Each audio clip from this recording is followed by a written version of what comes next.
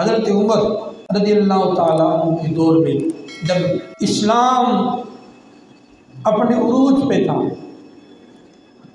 حضور کے دور میں تو اسلام پہ غربت تھی، حضرت ابوبکر کے دور میں بھی غربت تھی، حضرت عمر کے دور میں کچھ فراوانی آئی، مال غنیمت آیا، حضرت عمر نے مال غنیمت تقسیم کیا۔ اب تقسیم کیسے کیا؟ حضرت عمر نے 25 دینار اپنے بیٹے کو دیے۔ کتنے؟ 25 دینار اپنے بیٹوں کو دیے اور 50 دینار حضرت اسامہ بن زید کو دیے۔ حضرت اسامہ بن زید سے حضور بڑی محبت، بڑا پیار فرماتے تھے۔ ایک دفعہ حضرت اسامہ بن زید کے کپڑوں میں مٹی لگ گئی تو حضور نے فرمایا عائشہ اس کے کپڑوں سے مٹی اتار دو۔ حضرت اما عائشہ کہتی مجھے اٹھتے ہوئے کچھ دیر لگ گئی، حضور جانے جانا رحمت للعالمین صلی اللہ علیہ وسلم خود اٹھے اور اٹھ کر جناب حضرت اسامہ بن زید کے کپڑوں سے مٹی کو جھاڑا۔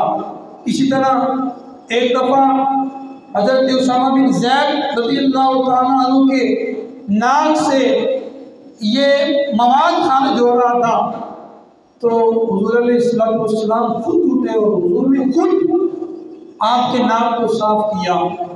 تو محبت، حضور کا پیار حضرت اسامہ بن زید سے بہت زیادہ تھا۔ حضرت عمر رضی اللہ تعالیٰ عنہ کے بیٹے نے آپ سے مطالبہ کیا ابا جان میں حضور کے دور میں جہاد کرتا رہا، میری اسلام کے لیے بڑی قربانیاں ہیں، میری خدمات ہیں، یہ تو اس وقت بچے تھے، جناب میرا حق زیادہ ہے، آپ نے ان کو 50 دینار دیے، مجھے 25 دیے، جناب مجھے حق بنتا ہے۔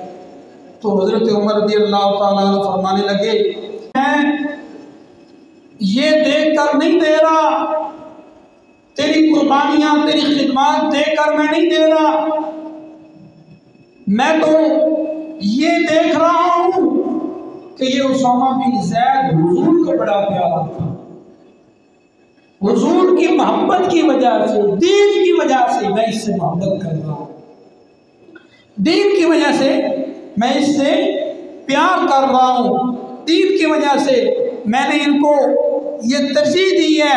کیسر و کسرا سے کچھ آئے لوگ حضرت عمر رضی اللہ تعالیٰ عنہ سے میٹنگ کر رہے تھے، سارے لوگ بیٹھے ہیں، معاملات چل رہے ہیں، اچانک ایک سانولے رنگ کا شخص حبشی وہ مسجد میں داخل ہوتا ہے۔ حضرت عمر رضی اللہ تعالیٰ عنہ اسے دیکھتے ہیں اور دیکھتے ہی اسے کھڑے ہو جاتے ہیں اور اس کا استقبال کرتے ہیں، لوگ آپ کو رستہ دیتے ہیں، آپ آگے بڑھ کر اس کو سینے سے لگاتے ہیں، اس کا ماتھا چومتے ہیں اور اسے لا کر اپنی جگہ پہ بٹھا دیتے ہیں۔ وہ شخص کون تھا؟ وہ حضرت سیدنا بلال حبشی رضی اللہ تعالیٰ عنہ تھے۔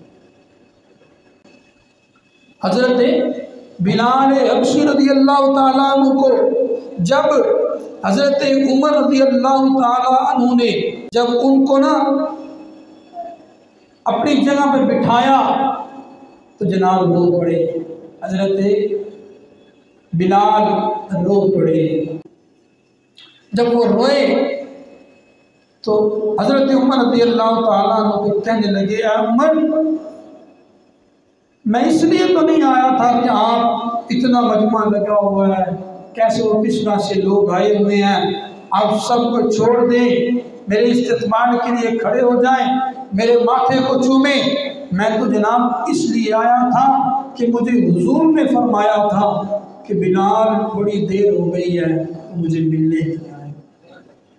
حالانکہ حضور علیہ السلام جب تاہی دنیا سے وصال کر گئی تو آپ چھوڑ گئے تھے مدینہ، کہتے تھے مجھ سے نہیں رہا جاتا اب یہاں اب حضور مجھے گلیوں میں نظر نہیں آتے تو میں کیسے ہوں؟ چلے گئے، حضور خواب میں دیدار کروایا، کہا مجھے تو حضور نے کہا تھا، کبھی ملنے نہیں آیا، میں آیا ہوں تو سارے مجھے ملنے آ گئے، تو سب نے مجھے کہا کہ بلال ایک دفعہ وہ اذان سناؤ جو اذان آپ نے حضور کو سنایا کرتے تھے۔ میں نے کہا نہیں، میں نہیں سنا سکتا۔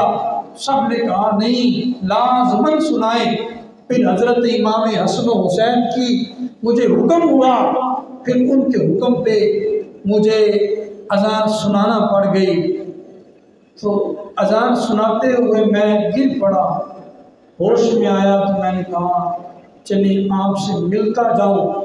تو حضرت عمر رضی اللہ تعالیٰ عنہ فرماتی ہے بلال میں نے تجھ سے دنیا کی وجہ سے محبت نہیں کی، میں نے تجھ سے پیار دین کی وجہ سے کیا ہے، تو حضور کا پیارا ہے، تجھ سے حضور کو محبت تھی، میں اس لیے تجھ سے پیار کرتا ہوں، میں اس لیے تیرا استقبال کرتا ہوں۔ فرمایا بلال اب اسی نہیں ہے، اب تو بیمار اور غلام اور لاچار اور بے کس بے بس نہیں ہے، تو مسکین نہیں ہے، یاد رکھ اب تو عمر کا بھی سردار ہے، اب تو عمر کا بھی سردار ہے۔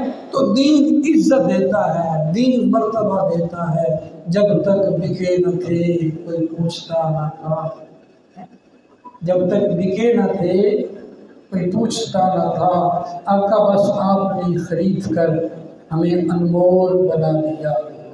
تو دین کی وجہ سے محبت، دین کی وجہ سے پیار، ہمارا چلنا، ہمارا پھرنا، ہمارا اٹھنا، ہمارا بیٹھنا، وَلَا تَمُوتُنَّ إِلَّا وَأَنْتُمْ مُسْلِمُونَ، اور یہاں تک مرنا نہ جب تک مسلمان نہ ہو جاؤ، حضور کے غلام نہ بن جاؤ۔